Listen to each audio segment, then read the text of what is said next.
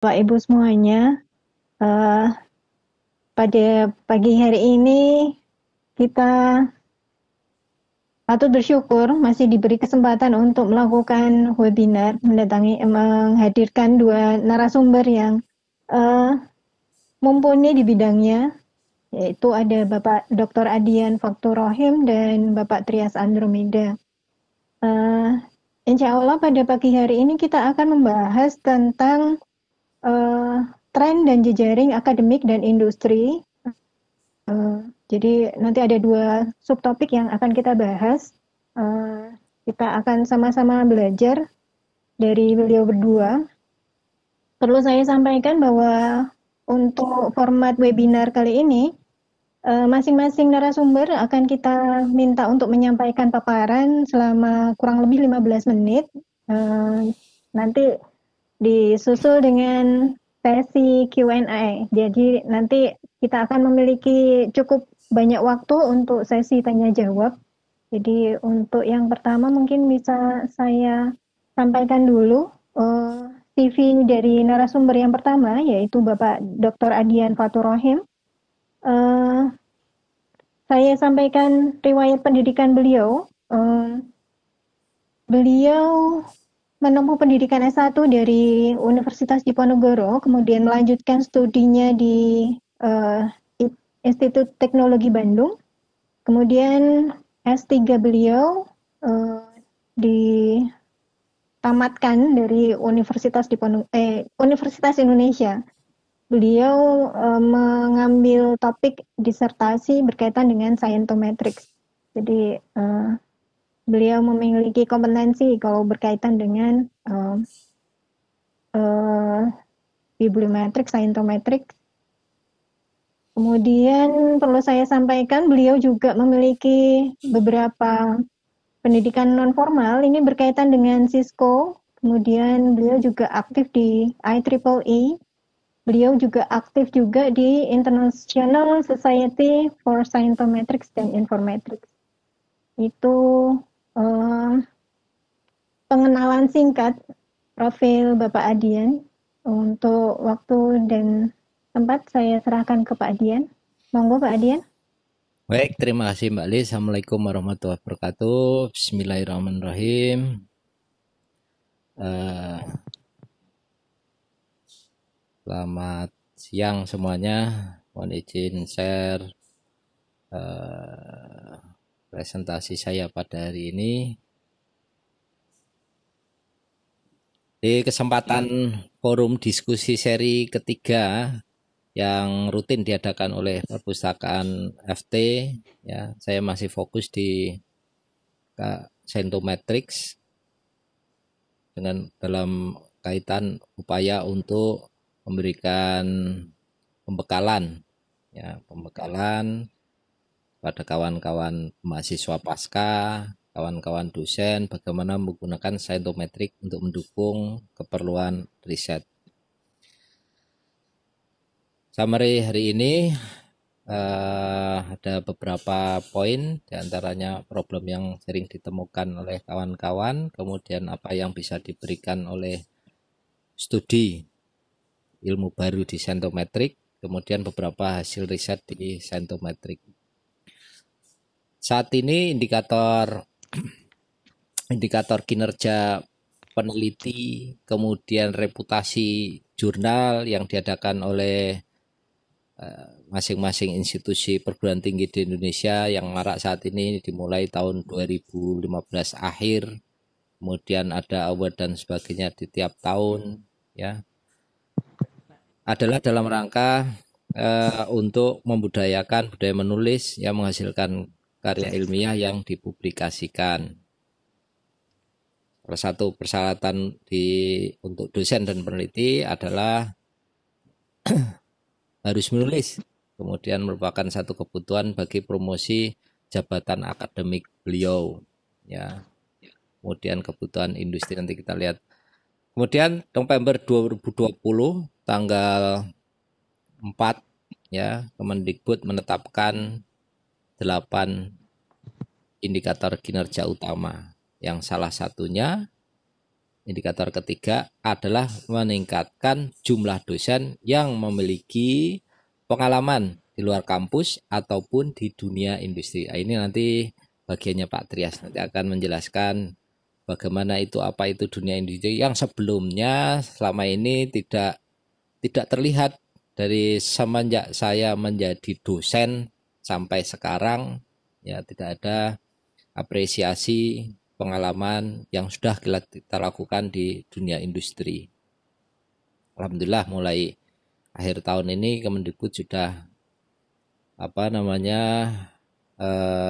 menghargai, ya, tidak hanya publikasi berupa makalah, namun juga pengalaman di industri. Kalau kita lihat di sini, kelihatan Mbak Lis untuk ini tampilan di screen ya. Mbak Lis, Pak Trias ini muncul sudah websitenya. Saya share.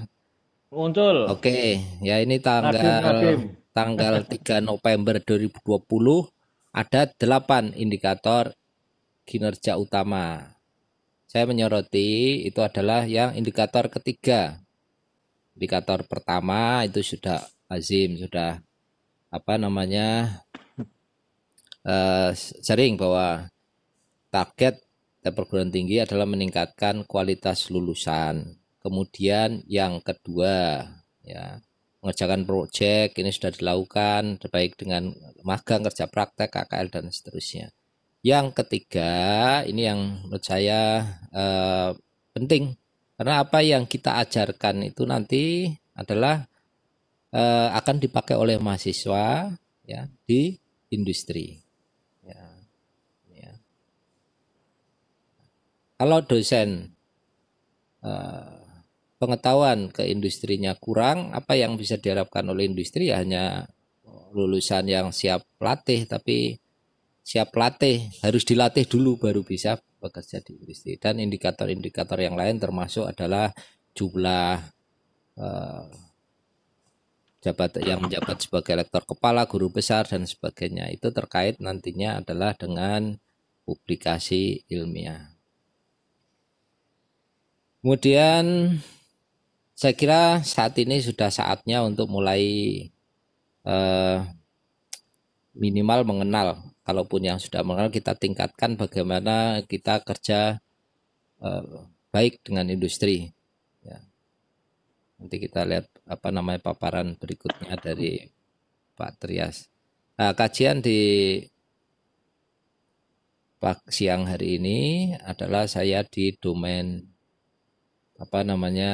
saintometrik. Ini adalah ilmu kajian baru yang melihat indikator-indikator dari hasil publikasi, dari paten, dampak dari hasil publikasi, ya, kemudian hasil-hasil yang bisa digunakan oleh masyarakat luas yang bukan dosen atau peneliti dalam menggunakan publikasi atau hasil riset yang dihasilkan. Yang mungkin tren yang banyak populer dikenal adalah webometrik, karena ada Isidro Aguilo membuat pemeringkatan universitas. Ini salah satu overlap antara himpunan saintometrik dengan webometrik. Beberapa dipakai oleh saintometrik, beberapa juga indikator digunakan oleh webometrik. Kemudian timeline ini adalah dari mulai 1926, 3 hukum pertama di saintometrik dan seterusnya sampai 2 terakhir ini 2017 dan 2020, di mana Kemenristek Dikti merilis indeks Sinta, kemudian membuat pemeringkatan jurnal, membuat pemeringkatan peneliti, mengukur nilai dampak peneliti, dan yang terakhir beberapa hari yang lalu adalah penghargaan artikel ilmiah berkualitas, kemudian jurnal ilmiah bereputasi yang dikelola oleh Civitas Akademika di Indonesia.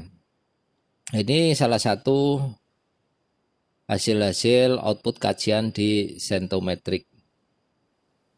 Yang mungkin yang sering kita gunakan adalah jumlah publikasi, berapa jumlah publikasi, berapa jumlah sitasi, kemudian H-index, lalu kemudian yang favorit di kalangan mahasiswa pasca ini, ya, minimal publikasi satu makalah di jurnal Q2 atau Q1 atau Q3 atau Q4 dan seterusnya. Itu juga salah satu hasil kajian di dunia ilmu saintometrik. Kemudian bagi dosen minimal harus mempublikasikan karya di jurnal nasional Sinta 2, kemudian jurnal internasional bereputasi Q1 untuk bisa mendapat promosi ke jenjang akademik yang lebih tinggi. Ya, ini yang hasil-hasil yang saat ini di Indonesia banyak digunakan, walaupun mungkin pada era terakhir di tahun 2020 awal sampai sekarang ini H-index mulai banyak dipertanyakan.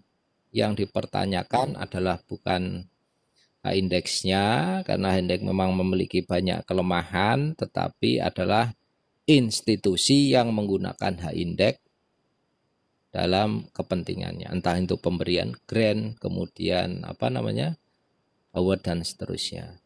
Namun demikian, walaupun memiliki kelemahan, H-index tidak mudah untuk membuat pengganti indikator ya nilai dampak peneliti yang bisa mengakomodir kebutuhan saat ini, sehingga walaupun memiliki banyak kelemahan kita masih menggunakannya.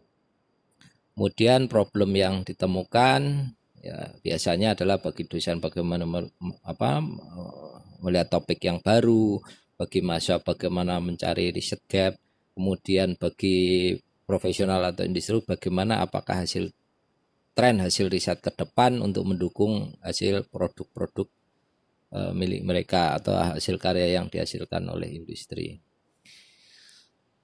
Kemudian beberapa parameter ya yang yang dapat dijadikan sebagai indikator tren topik riset baru. Ya. Beberapa diantaranya adalah adanya tiba-tiba satu keyword, satu topik tertentu yang kemunculannya itu secara bersamaan, secara global. Yang mudah dipahami SDG.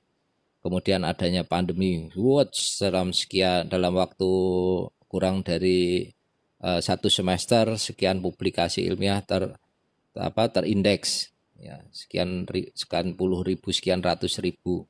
Kemudian berikutnya adalah topik tersebut cepat dan muncul dengan cepat dan mampu menarik perhatian peneliti-peneliti baru. Ya. Lalu berikutnya paper-paper tersebut diterima oleh peer ya dalam jangkauan yang luas atau ekstensif.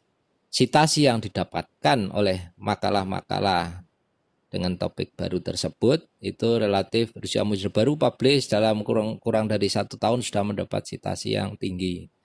Itu karakteristik dari makalah-makalah yang dapat kita jadikan sebagai indikator adanya tren topik riset yang baru. Lalu topik tersebut biasanya adalah mengutip referensi-referensi yang multidisipliner. Yang terakhir adalah topik tersebut mudah diterima peer, kemudian dibuktikan atau ditunjukkan dengan grant atau dana penelitian yang diperoleh oleh riset-riset tersebut. Inspirasi ini diambil dari beberapa referensi. Bagaimana mendapatkan indikator tersebut? Contoh di sini yang mungkin ini ya nomor 2. Penelitian itu muncul dengan cepat dan menarik pusat otak baru. Artinya dalam satu klaster tiba-tiba dia ada satu pecahan baru nih. Ya, ini kemudian satu kecil dulu, kemudian tiba-tiba dia disitasi banyak, muncullah satu klaster-klaster yang baru. Ini yang dimaksud adalah muncul dengan cepat dan menjadi pusat node atau otak baru dalam satu klaster di network riset. Lalu aplikasi yang bisa kita pakai pertemuan seri kedua sudah kita bahas bagaimana menggunakan voice viewer, kemudian aplikasi-aplikasi sejenis.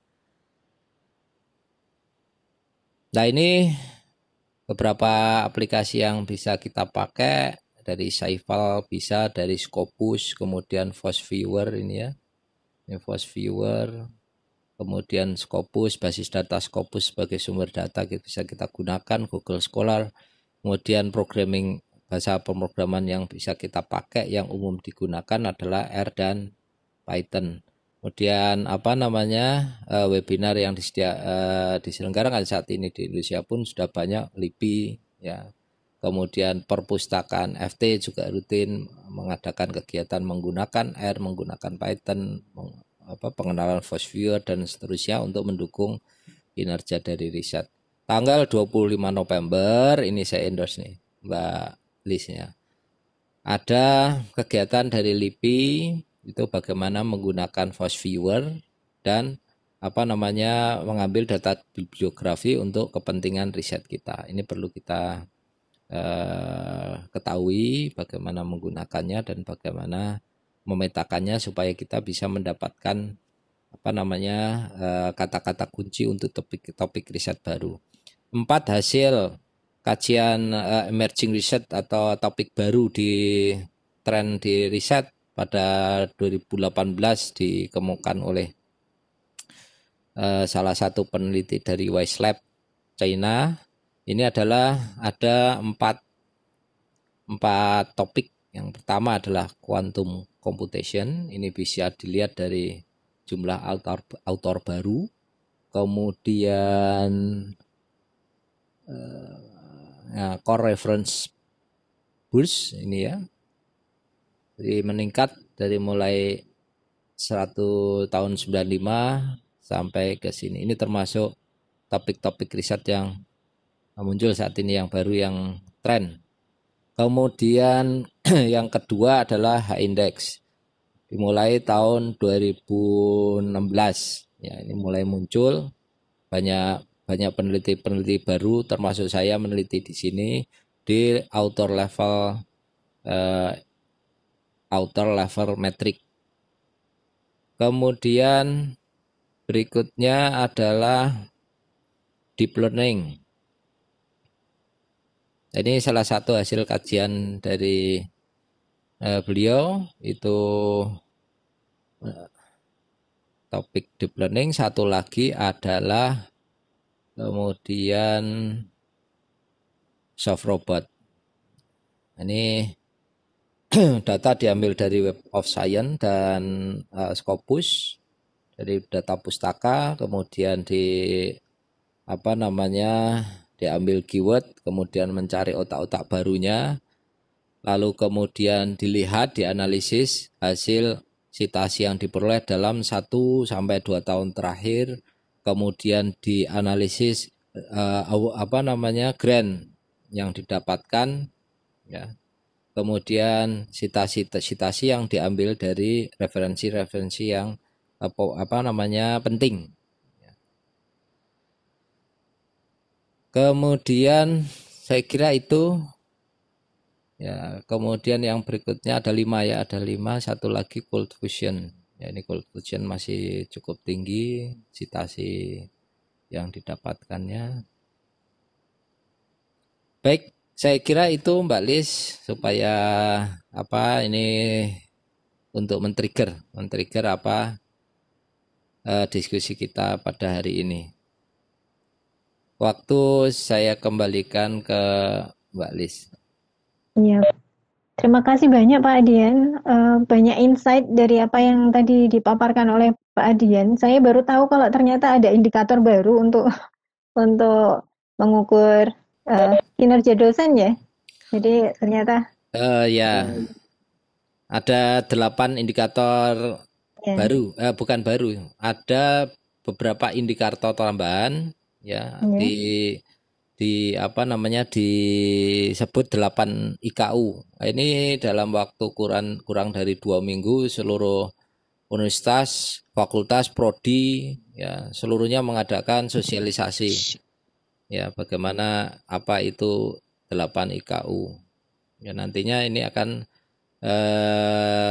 dari tim PAK, dari kementerian sudah juga merencanakan, baru wacana ini saya baca dari salah satu situs di internet, ya, ada media massa bahwa direncanakan juga dosen-dosen yang memiliki pengalaman industri di luar akan mendapatkan apresiasi dalam rangka promosi akademiknya. Ya, karena salah satu indikator IKU itu adalah jumlah lektor kepala dan guru besar. Untuk mencapai lektor kepala dan guru besar, salah satu tidak hanya dari publikasi, namun demikian juga diharapkan dari apresiasi penghargaan di institusi. Bentuknya seperti apa, kita tunggu saja regulasi dari kementerian. Mbak Ya, Lis. ya. Terima kasih banyak Pak Adian. Ini nanti akan nyambung kalau kita membicarakan tentang kerjasama dengan bidang industri. Kita sudah memiliki dosen yang memiliki kompetensi berkaitan dengan kerjasama dengan industri, yaitu Bapak Trias Andromeda. Narasumber kita untuk materi yang kedua, perlu saya sampaikan beliau ini merupakan dosen Departemen Teknik Elektro. Beliau memiliki riwayat pendidikan S1 dan S2 dari UGM, kemudian beliau melanjutkan S3 di Universitas Teknologi Malaysia. Beliau memiliki banyak sekali awards. Ini tidak hanya berkaitan dengan paper excellence ketika mengikuti conference, tapi juga memiliki beberapa awards berkaitan dengan inovasi. Jadi beliau ini mengikuti beberapa kegiatan lomba inovasi dan beliau memenangkannya. Beliau juga memiliki riwayat kerjasama dengan industri yang cukup banyak ini. Beliau terlibat di National Center for Sustainable Transportation Technology. Kemudian saat ini beliau terlibat di Project Mindmatics-nya Pak di Malaysia. Kemudian Mindmatics itu nama perusahaannya, Bu. Yeah, siap. Nanti Mindmatics itu nama perusahaan, ya. Oh, siap. Nanti Bapak bisa bercerita lebih banyak berkaitan dengan proyek-proyek yang sedang dihandle saat ini. Kemudian beliau juga pernah terlibat untuk kegiatan yang ada di UII, kemudian beberapa perusahaan seperti Nokia maupun PT KAI. Jadi mungkin nanti kita juga akan bisa mendapatkan banyak ilmu berkaitan dengan bagaimana berjejaring dengan dunia industri dari Pak Trias. Untuk waktu saya serahkan Pak Trias, monggo.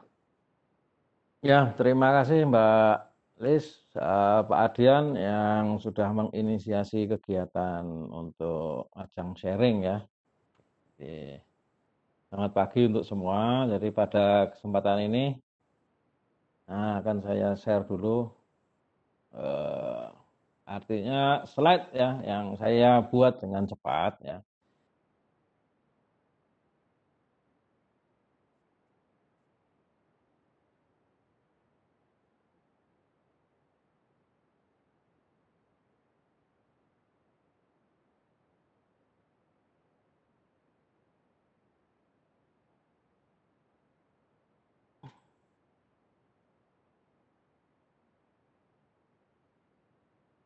Bisa dilihat Pak Dian? Halo? Halo? Belum. Belum ya? Belum. Oke, sebentar.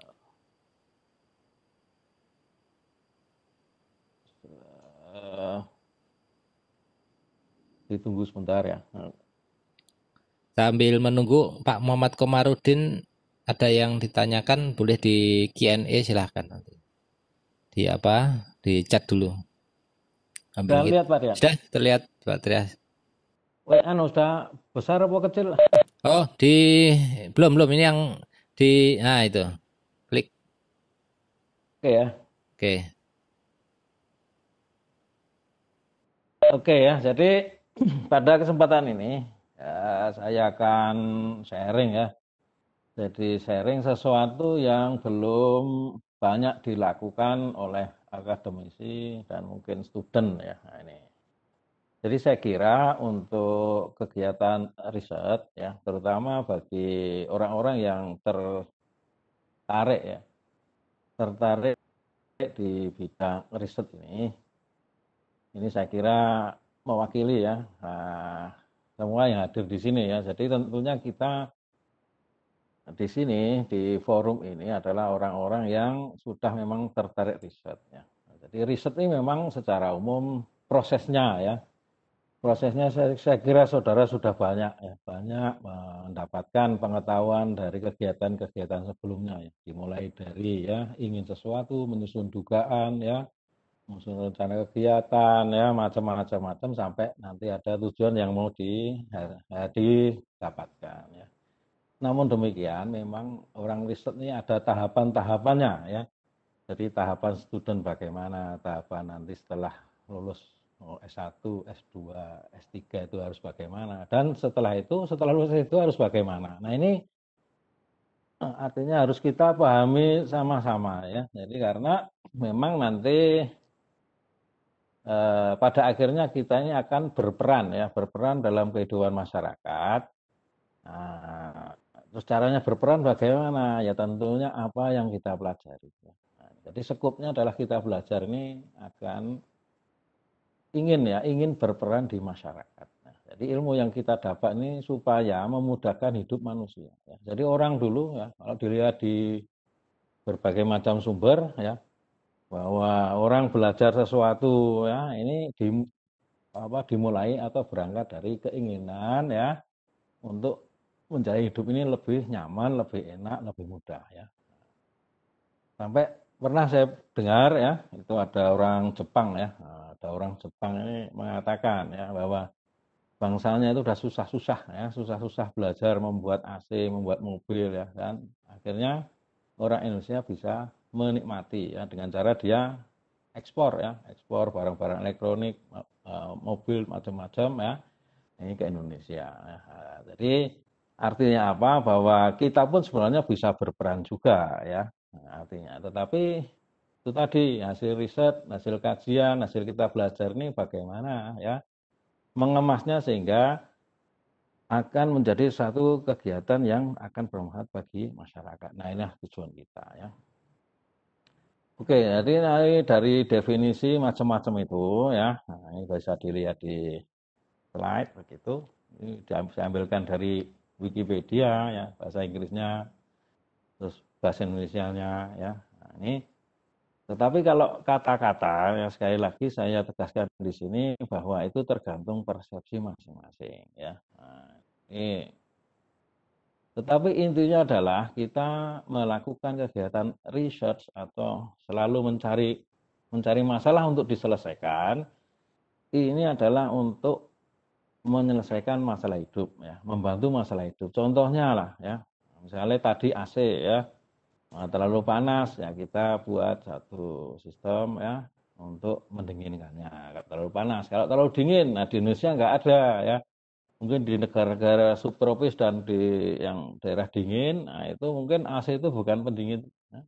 Ada pendingin, ada pemanasnya. Nah, inilah yang harus kita pahami di sini bahwa kegiatan-kegiatan kita ini pada akhirnya adalah untuk apa? Untuk kemudahan kita hidup ya menjalani hidup di dunia ini. Dan yang paling penting kalau kita ini sudah mendefinisikan diri di dunia akademik, terutama research. Nah ini adalah bagaimana kita bisa berkegiatan untuk menyelesaikan masalah. Terus yang kedua adalah untuk kita bisa sharing ya. Nah nih sharing itu bagaimana? Nah, gambaran awal sharing itu kalau dulu kita hidup di kampung-kampung ya. Mungkin yang bapak-bapak dia ini duduk-duduk di pos ronda ya kan. Dia akan cerita, wah saya nanam ini bagus ya kan.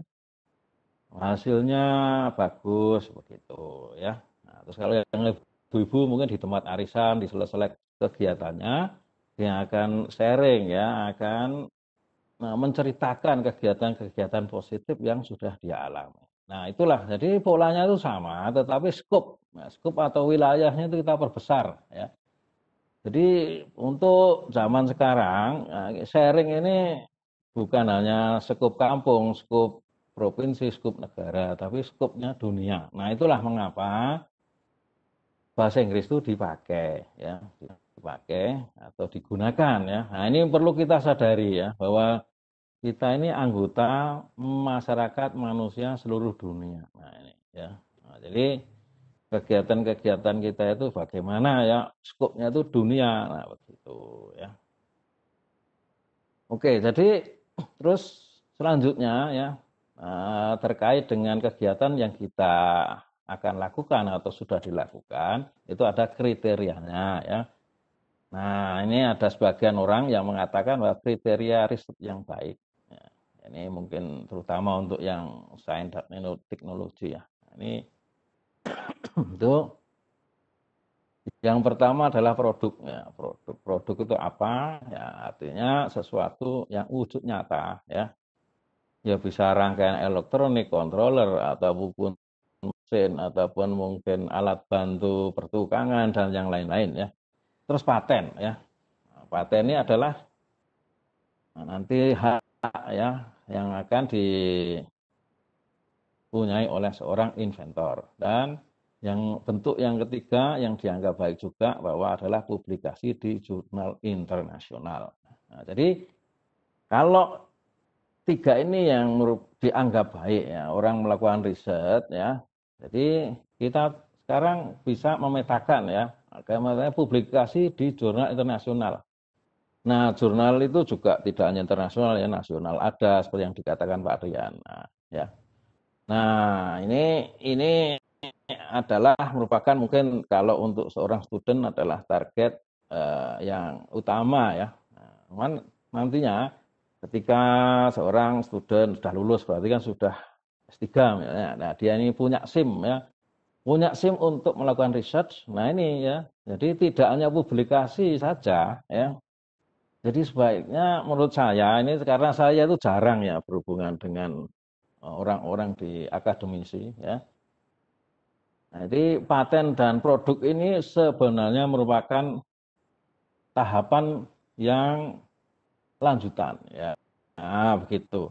Setelah kita bisa sharing ya kan, bisa kita bagi-bagi ilmu yang kita pelajari, yang kita dapatkan manfaatnya, maka produk itu harus dihasilkan. Nah, memang tidak sebentar ya. Nah, maka kegiatan itu harus sustain, berkelanjutan. Ya, ini. Nah, kalau paten ini secara umum ya, paten ini kadang-kadang sebelum produk itu dipasarkan atau di-sharing sama orang, ini paten itu diperlukan ya. Diperlukan karena apa? Nanti ketika sudah dipakai bermanfaat untuk masyarakat, tentunya ada hak ya, hak yang akan dipunyai oleh pemegang paten tadi. Nah, jadi semua ini adalah ketiga kriteria riset ini merupakan kegiatan yang lama ya. Nah, ini bukan sebentar ya. Coba misalnya publikasi saja. Kalaulah di jurnal internasional 6 bulan bisa terbit itu sudah sangat-sangat bagus. Nah, ini ya. Nah, kalau untuk yang Q1, Q2 ya. Nah, setahun aja susah ya. Nah, ini dari rata-rata. Cuman memang ada orang sebagian yang bisa cepat, tapi tidak banyak ya. Nah, itu jadi terkait outcome atau hasil dari riset ini yang saya tampilkan di sini ada yang bernama 3 ini ya. Nah, terus publikasi ya, seperti yang sudah saya katakan tadi bahwa publikasi itu secara umum bisa ada 3 ini ya di seminar ya, international conference ya bagi student. Jadi ini merupakan satu media ya. Media itu apa? Artinya jembatan lah menurut saya untuk bagaimana sharing ya. Sharing dengan researcher lain. Nah, ini ya. Jadi researcher itu orang yang melakukan riset ya. Baik di tingkat nasional maupun internasional. Nah, ini ya. Jadi latihan ya nasional dulu kalau ada waktu, ada kesempatan ya. Dan paling bagus ya juga internasional. Karena apa? Mindset kita harus sadar bahwa kita ini anggota masyarakat seluruh.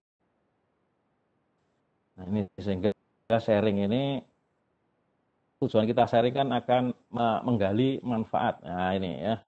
Terus buku ya, buku itu macam-macam, ada buku ajar ya, referensi untuk suatu bidang ilmu dan yang lain, dan jurnal ya, nasional ataupun internasional ya. Ini merupakan cara ya kita bisa mempublikasikan kegiatan kita, ya sharing-sharing ya gitu. Jadi tujuan ya dari publikasi adalah sharing ya. Ya adapun nantinya itu ada yang menilai itu prestasi atau diartikan sebagai apa itu saya kira itu bisa dibaca ini ya dari hak ya yang akan dipunyai oleh seorang inventor atau seorang yang menemukan sesuatu dan nanti ada hukumnya tersendiri ya yang akan mengurusi tentang paten ini ya. Nah, terus produk ya ini produk tuh macam-macam ya. Bisa dibaca, saya percepat saja ya. Saya kira saudara sudah. Nah, sekarang ketika kita ini sudah bergelut di bidang riset, ini hal yang utama terutama mungkin ya topik bidang riset, apa yang mau dilakukan ini saya kira saudara sudah paham semua ya, paham. Cuman nah, untuk merunning riset ini yang kadang-kadang orang itu banyak kendala ya, sudah banyak ya. Jadi uang ini bukan tujuan orang melakukan riset ya. Ini perlu kita sadari bahwa riset ini, uang ini dipakai untuk pelaksanaan kegiatan riset ya. Nah ini kadang-kadang maka banyaklah ya di antara kita sering ya, riset ini sebab apa? Menurut saya pribadi ya ini terutama pribadi. Kadang-kadang kalau aturan ini saya kurang paham gitu ya. Jadi kalau orang melakukan riset itu tentunya akan melakukan beberapa kegiatan ya, planning ya, mungkin mengumpulkan data atau melakukan studi literatur ya kan, membandingkan antara teori satu dan teori yang lain, mana yang lebih bagus, itu perlu dana juga ya kan. Misalnya jurnal ya nasib baik ya, untung ya, di Undip itu masih berlangganan perpustakaan, ada library ya, kita bisa download beberapa library yang Undip sudah bayar ya untuk student ya. Nah, ini terima kasih lah mungkin pada Mbak Lis ya yang sudah memfasilitasi, artinya faktor pendukung untuk library ya, online terutama ya. Nah, jadi ketika kita sudah melakukan kegiatan riset ya, jadi kita harus berpikir riset itu dana dari mana ya kan. Nah ini secara umum ya ini ada dua kalau boleh saya kategorikan ya. Research funding ini ya termasuk ya mungkin kalau seorang dosen mendapatkan riset dari departemen atau dari fakultas atau dari universitas ya, dari mungkin dikti banyak sekali, dan ada beberapa NGO yang non government organization ya, ini kadang-kadang juga banyak memplotkan dana ya, menyediakan dana untuk digunakan riset ya. Tetapi untuk yang ini tentunya tahapan-tahapan ya seperti memasukkan proposal, nanti proposal direview dan akhirnya dapat research funding atau enggak. Nah, itu ya.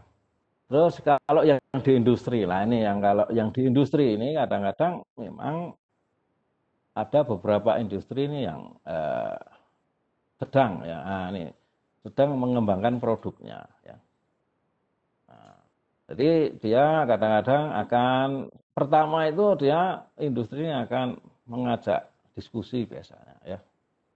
Diskusi, nah yang hadir ini tentunya orang yang dipilih. Nah dipilih dari mana? Kadang-kadang industri juga ini seperti Pak Dian ya, melihat di Google ya, mencari research yang tertarik di area misalnya robotik ya, ataulah mungkin artificial intelligence dan yang lain-lain. Nah ini maka publikasi itu penting sebenarnya untuk attract people ya, menarik ya, artinya orang sedunia ya, gimana orang itu bisa memanggil kita, ini juga tidak mudah ya. Cuman caranya, platformnya sudah dijelaskan Pak Adian dan mungkin saudara sudah paham semua ya.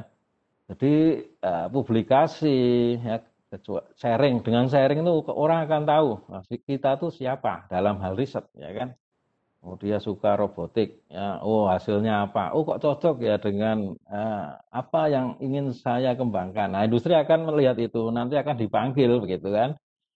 Nah, dipanggil tentunya kita harus menyiapkan satu presentasi terkait topik yang sedang disepakati akan dikembangkan. Nah, maka artinya ketika kita presentasi itulah ya, maka hal-hal yang menurut saya penting ya, ini adalah keterbukaan apa adanya ya. Nah, jadi apa adanya itu begini, maksudnya kita itu riset apa, hasilnya apa. Nah, ini kita nyatakan dalam bagian presentasinya.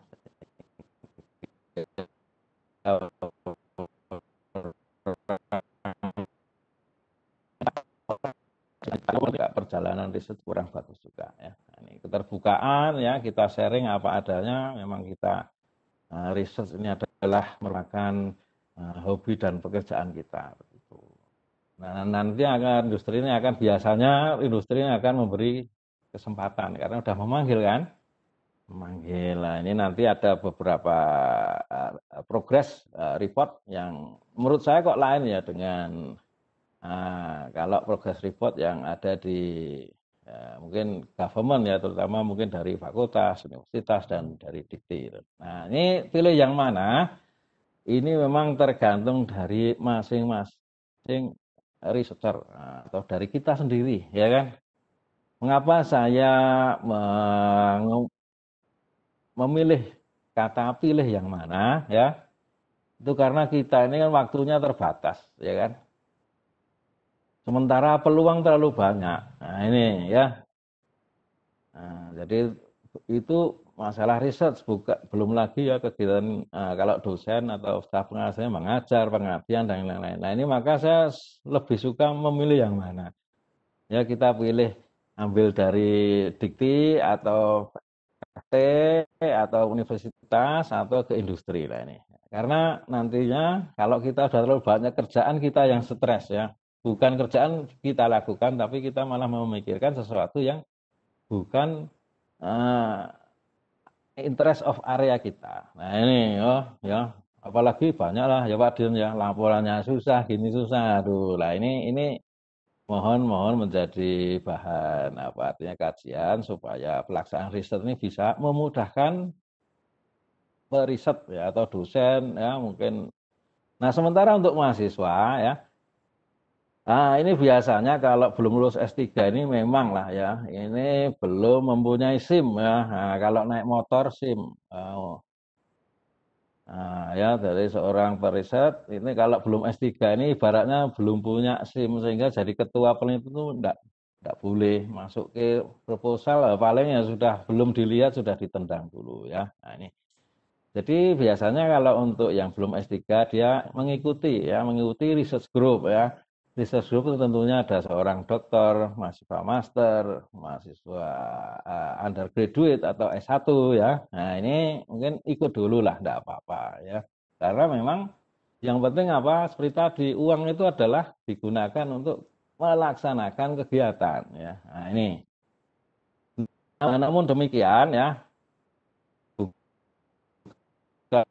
kan lo gaji nggak boleh, boleh saja ya. Seperti contoh ya, seperti saya dulu ketika sekolah di Malaysia, itu saya ini didanai oleh namanya Research Student Grant. Ya. Research Student Grant itu maksudnya, jadi di universitas itu ada dosen yang sudah S3 tentunya, dia dapat dana riset besar ya. Waktu itu mungkin sekitar 600 juta ya, nah, kalau rupiah ya.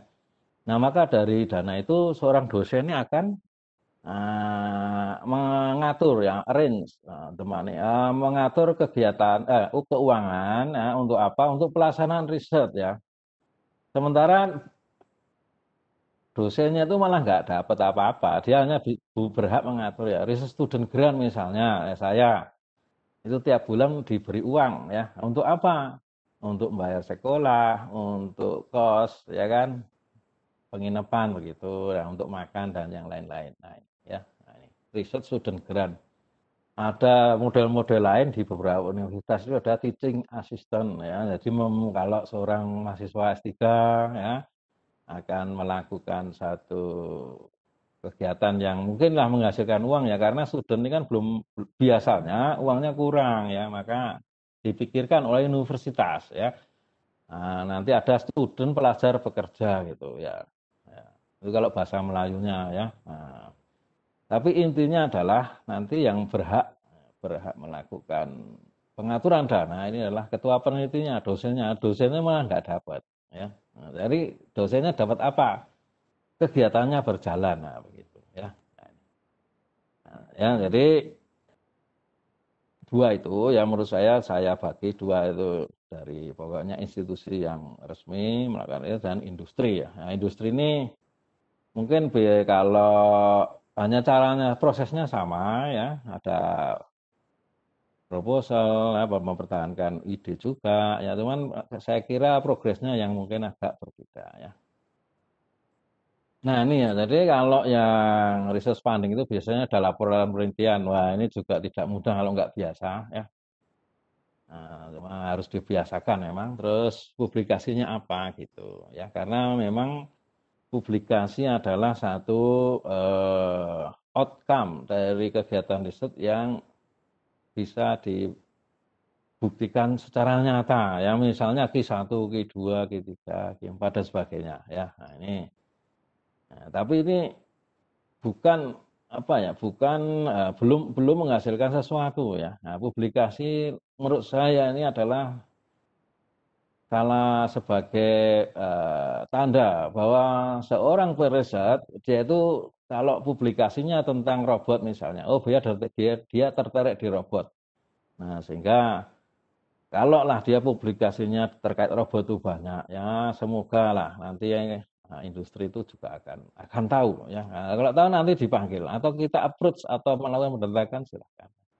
Nah, sebenarnya di industri ini biasanya dia akan melakukan artinya schedule progress report presentation ya. Jadi ada time frame. Nah, waktu begitu, mungkin 3 bulan sekali ya, apa yang sudah dihasilkan ya ketika seorang periset ini melakukan riset di dunia industri ya. Tahapannya sampai mana, hasilnya apa ya. Nah, dan yang perlu saya share di sini bahwa di dunia industri misalnya lah kita kadang-kadang menargetkan sesuatu tidak tercapai ya. Nah, inilah jadi pentingnya kita ini memposisikan diri apa adanya ya. Jadi memang riset ini tidak selalu berhasil ya. Jadi kalau targetnya misalnya 10 kalau diangkakan, targetnya mungkin 7 ya. Nah, ini kita bilang 7, jangan bilang 9. Karena apa?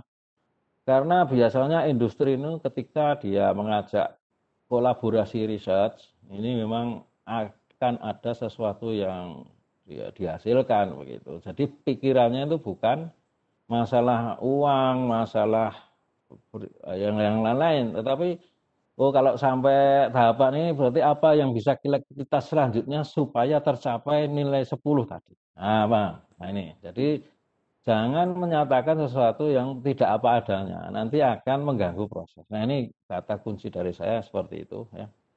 Jadi ya tentunya kalau terus laporannya 1, nah ini dari 10 kok 1 lah, ini ada apa ya?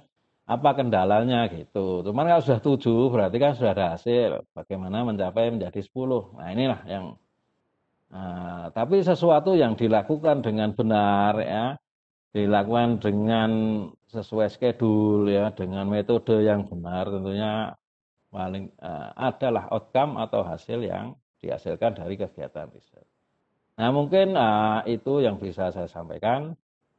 Nah, kalau ada pertanyaan ataupun mungkin usulan bisa diakomodasi di sesi selanjutnya. Dan waktu saya kembalikan kepada Mbak Lis. Terima kasih Mbak Lis.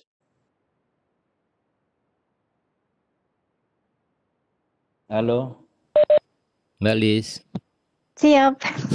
Ya. Nyari tombol unmute-nya. Iya, ya, tenang Oke. saja, Pak. Nah, ini. Terima kasih banyak Pak Trias atas sharing pengalamannya. Ya, Saya kira yang lain-lain juga perlu banyak belajar dari Pak Trias, ya, ya, ya. tips-tips bagaimana membangun kolaborasi dengan dunia industri, terutama bagaimana melakukan pendekatan ke perusahaan untuk mengeksplorasi kemungkinan riset di bekerja sama dengan mereka. Itu nanti akan menjadi masukan penting bagi peneliti lain mungkin ya Pak. Ya, Jadi ya, ya. monggo Bapak dan Ibu, sekiranya Bapak Ibu peserta ada yang ingin menanyakan lebih lanjut dari paparan baik dari Pak Adian maupun dari Pak Trias, monggo. Mungkin kita bisa open mic Pak Adian atau bagaimana? Pak Muhammad Komarudin sepertinya Raisen. Oh Mau iya, bertanya Pak ya? Monggo silakan Pak Pak Muhammad Komarudin. Nah,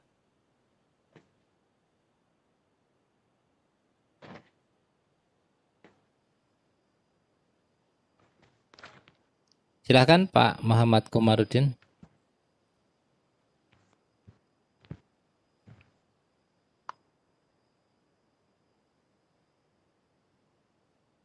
Nggak ada.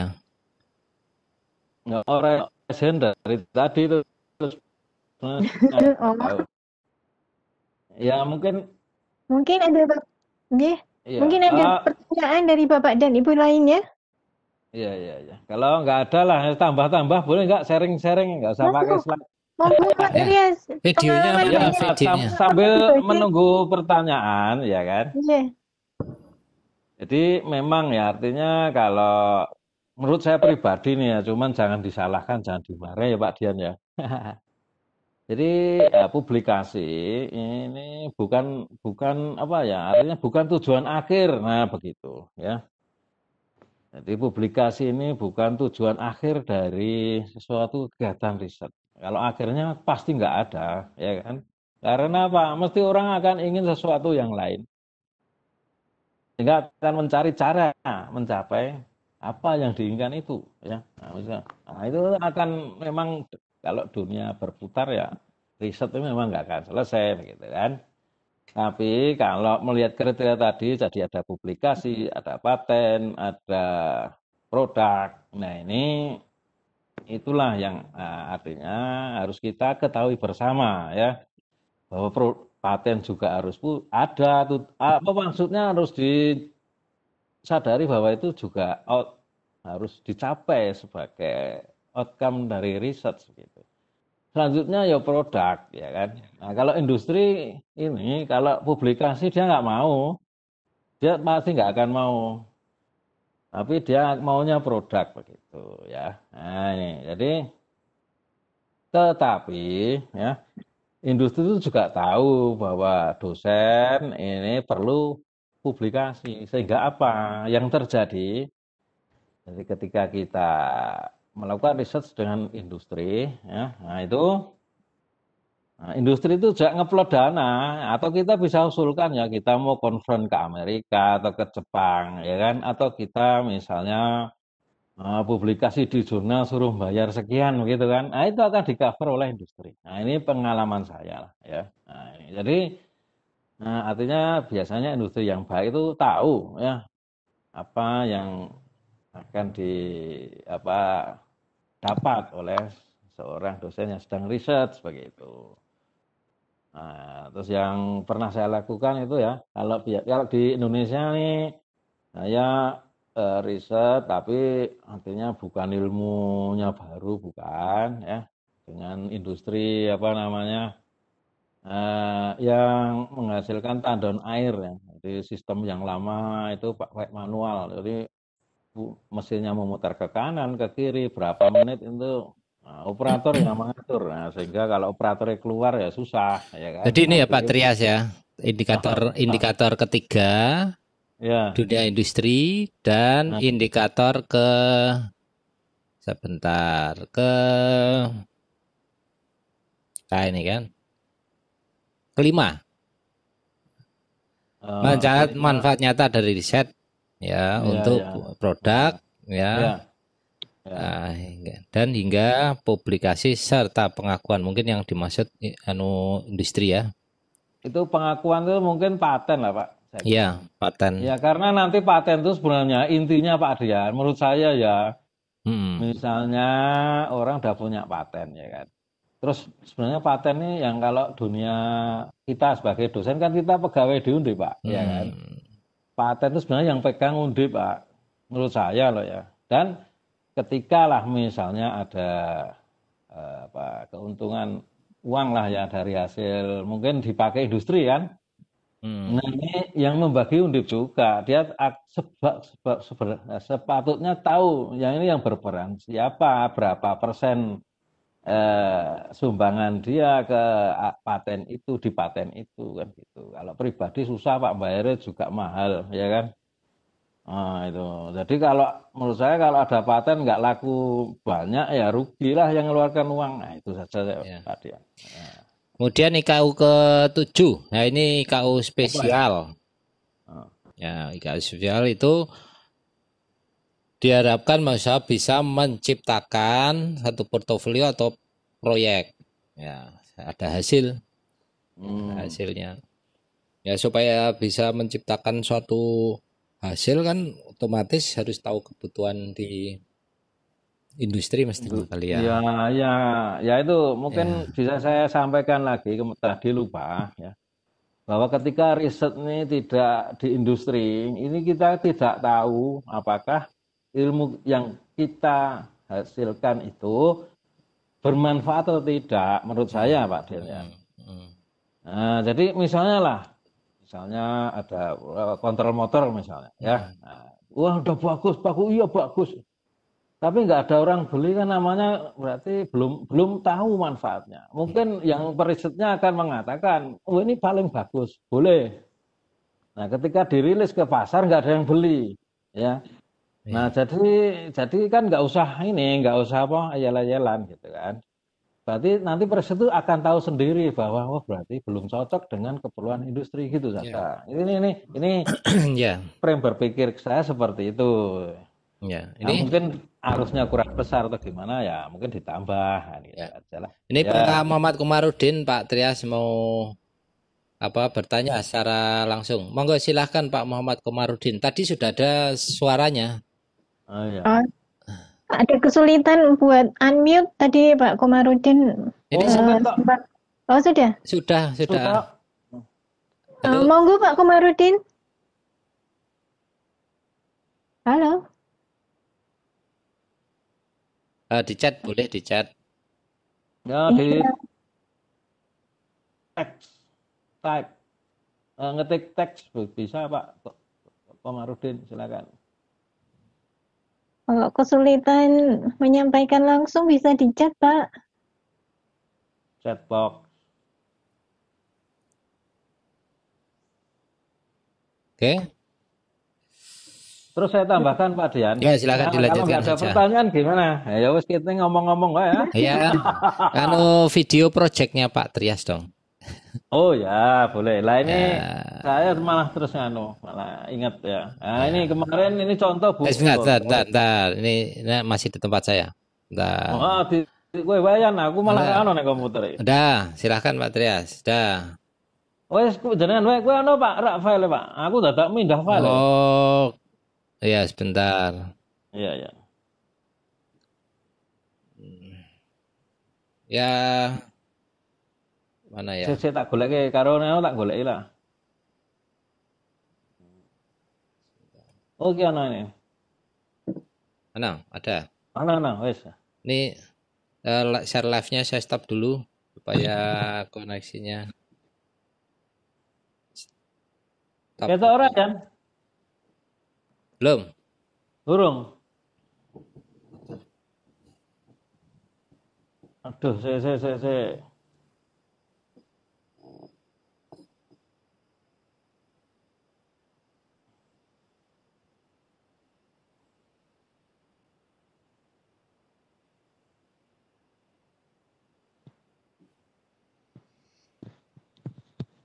Coba dari aku.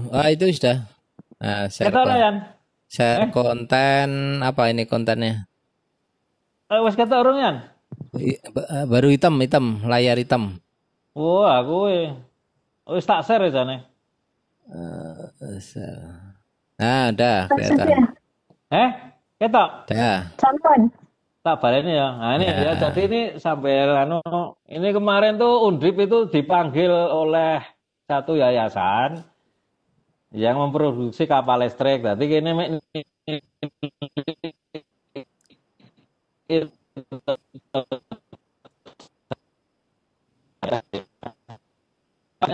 perikanan lah, ini ada itu yang dua Pak Yuda. Ini direktur yayasan itu Bulan.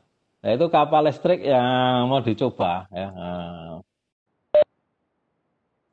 Jadi kapal listrik itu nanti juga memakai solar cell ya, solar panel ya, sehingga apa yang diharapkan kapal golek iwak rasa bayar. Nah, ini suasana di dalam kapal listrik.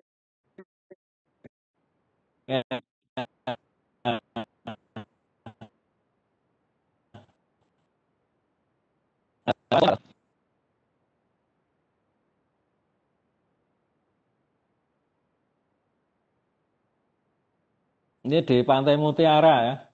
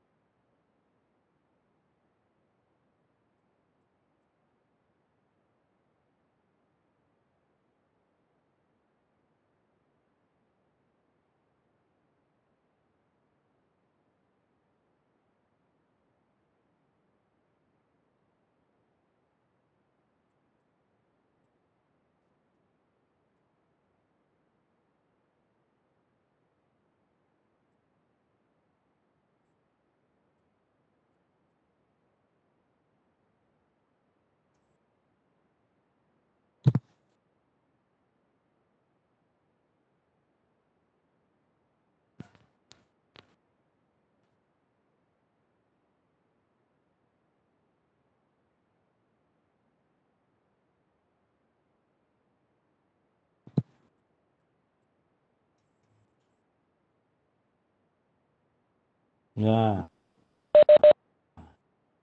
Halo. Ya. Ya, fast chargingnya mana Pak Trias? Itulah video. Wah, ya ada sih foto ya. Foto tak share ke Pak Dian ya. Di share di sini aja boleh, share screen boleh. Oh gitu sih. Soalnya kanu Pak, apa fotonya wah akeh itu, jadi pusing gitu. Saya kira perlu pun enggak Pak Dian. Jadi untuk apa ya, charger mobil listrik, nah ini outcome atau hasil sementara itu di kerjasama kolaborasi dengan PT kalau di sana bukan PT namanya Mainmatic SDN BHD. Nah, itu maksudnya PT itu SDN BHD, Sarekat Dagang Berhad gitu ya. Nah, itu sudah bisa ya membuat dulu beli ya kan, beli terus kita buat sendiri. Nah, ini sudah dibandingkan hasilnya sama gitu kan. Nah, untuk yang level 2. Jadi level 2 ini untuk ngecas mobil listrik bisa maksimal 4 jam gitu ya. Nah, sekitar 4 jam lah gitu. Cuman kalau yang level 1 biasanya beli mobil listrik itu sudah ada chargernya, itu semalam aja belum tentu penuh ya. Nah, ini rumahnya. Ini produknya Pak Trias. Ini electrical vehicle charging solution. Ini spesifikasinya. Oh ya, ini web ada ini sudah ada ini. Nah itu Pak Dian. Nah ini karya Pak Trias yang sudah mendunia. Kelebihannya apa namanya dengan industri yang gitu itu tuh sudah ada yang ngurusi Pak Dian. Ya kita nggak perlu repot. Tahu. Ya itu aja lah. Jadi nek kita yang mikir, kita yang nundek dana, kita yang publikasi, kita yang menjual susah, memang berat. Ini. Ya. Biasanya nek kontribusi Pak Trias kecil, hanya ini saja. Ya. Iya. Tapi ini sudah menjadi satu produk yang sudah dipakai, sudah dijual di Malaysia. Pak, untuk informasi memang ini sedang ditawarkan tapi belum laku, Pak. Ya, sudah dijual kan, sudah dijual. Ya, dijual Ya. ini urung laku, Pak. Ya. Itu jadi memang next step itu gimana coba supaya laku ya kan. Nah, kalau sudah laku nanti mungkin ada feedback. Feedback itu umpan balik. Oh, apik pora, lah awet pora. Nah, ini merupakan satu kegiatan yang harus dilakukan juga ya sebagai apa? Untuk improvement ya.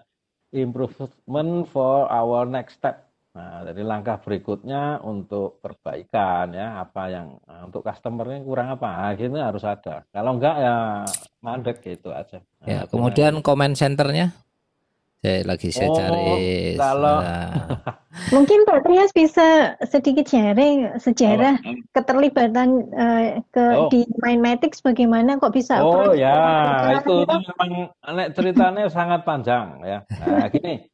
Jadi ceritanya kan saya dulu sekolah di Malaysia ya kan. Terus ya karena mungkin lah nggak tahu entah supervisor saya itu mbuh percaya mbuh gimana saya juga nggak tahu. Ya pokoknya itu urusan dia. Saya sudah pulang ya kan.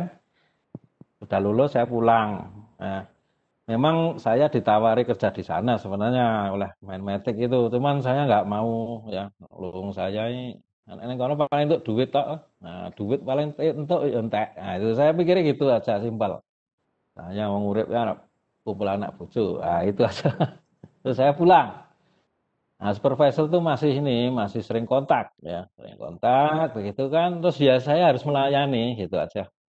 Akhirnya dia usul gimana Pak Trias kalau muridnya yang Bapak pandang mampu tuh kirimkan pada saya gitu. Jadi saya tawarilah salah satu murid bimbingan TA saya, ya anak 2012 ya.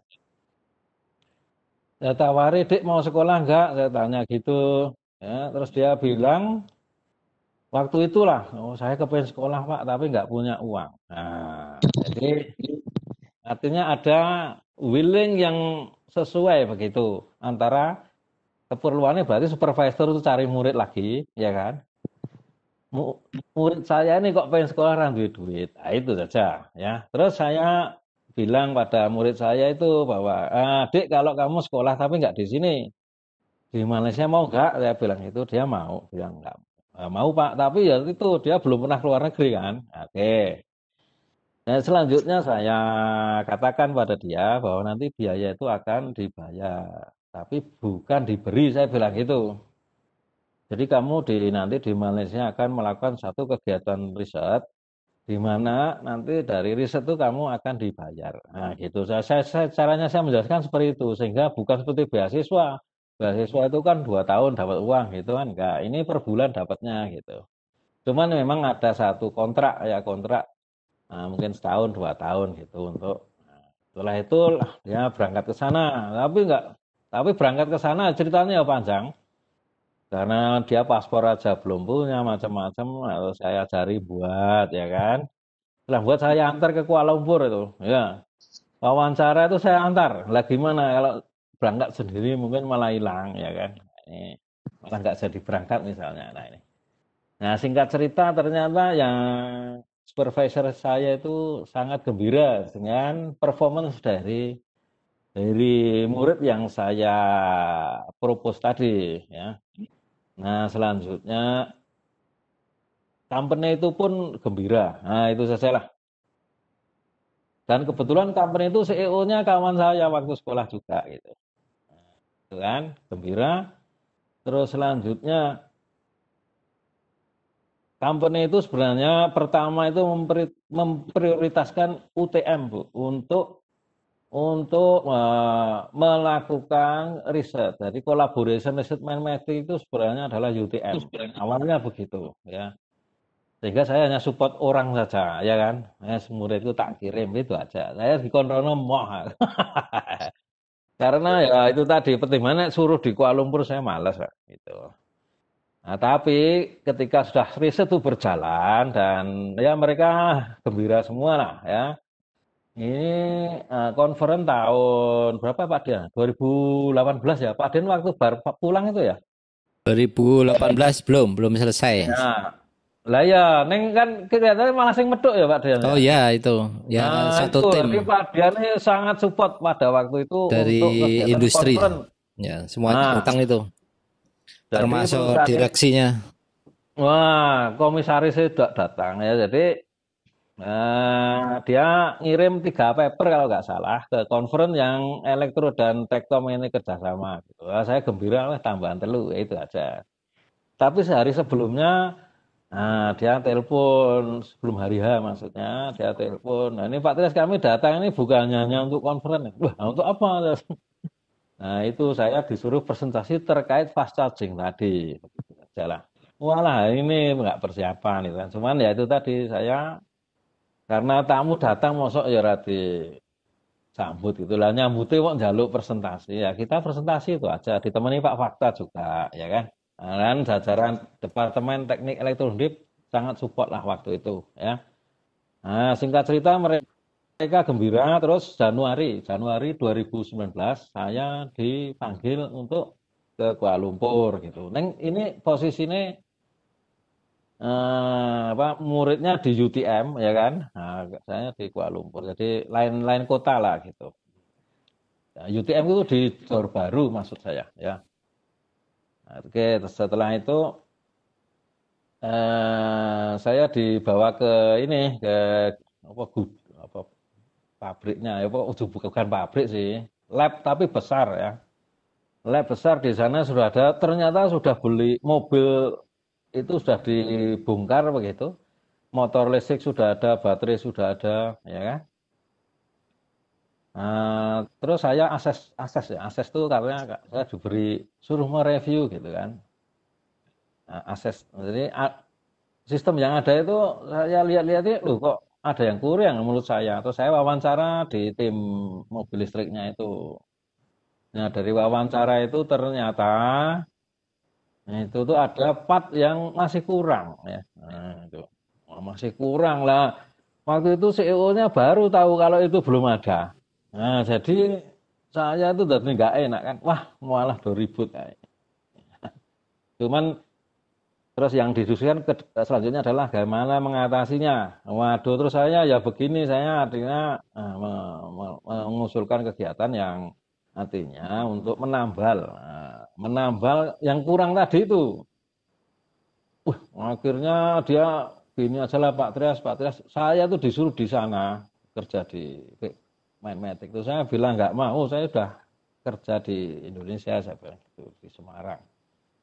Akhirnya dia ini, artinya ya udahlah Pak, kalau nggak mau di sini, buat seminggu aja di sini gitu.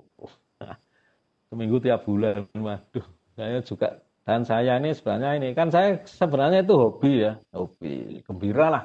Ada orang mencoba kendaraan listrik, nanti artinya kan itu sekarang menjadi program utama lah di berbagai negara di belahan dunia gitu.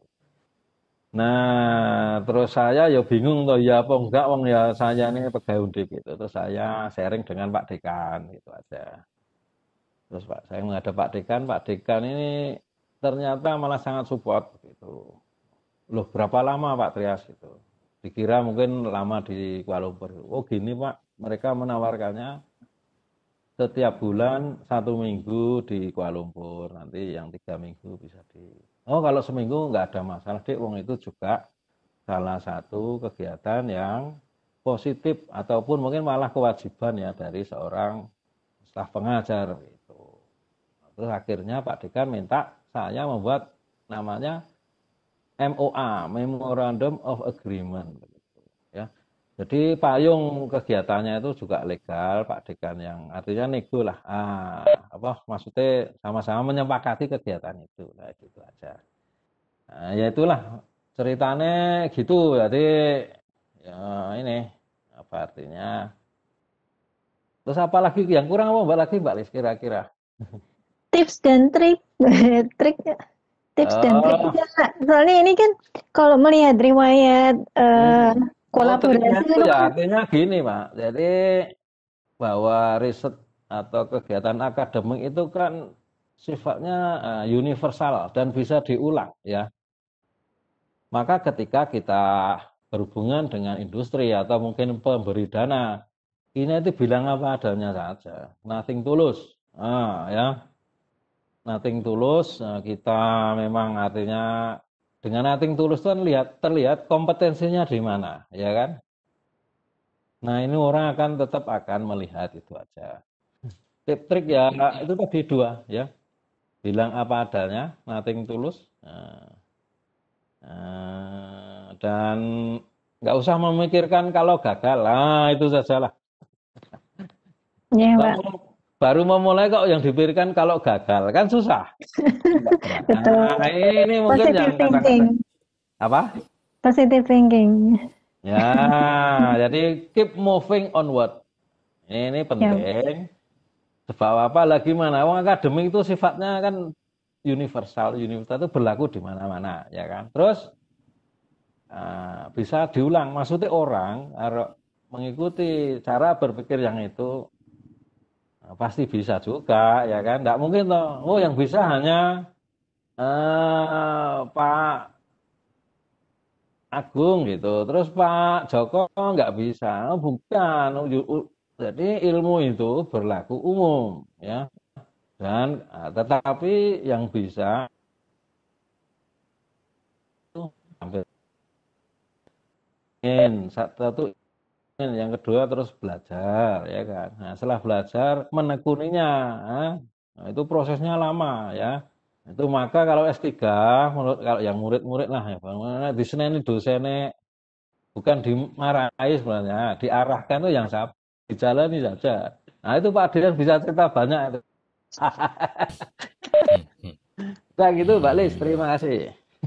Iya, matur suwun Pak Trias. Yeah. Pak Ya, Trias. Cukup kali ya Mbak Lis. Nanti kita share di YouTube. Kan kita terus berlanjut ini. Berikutnya Iya, nanti praktisi berikutnya kita akan datangkan iya, praktisi industri. Nanti bisa jadi Pak Trias lagi atau yang lain dulu. Ya. iya, Kemudian kita kolaborasi beberapa praktisi dosen, maksudnya dosen juga yang aktif di apa namanya industri, ya. Saya kira itu Mbak Lis ya. ya. iya. Terima kasih banyak Mbak Adian maupun Pak Trias atas sharing ilmunya pada hari ini. Saya tunggu janjinya untuk tindak lanjut kegiatan berikutnya. Ya. Jadi saya berdoa semoga kita semua diberi kesehatan, diberikan kemudahan. Jadi untuk kegiatan berikutnya mungkin di tahun depan ya Pak. Ya ini sudah Desember, hampir Desember. Iya, iya. Terima kasih banyak Pak.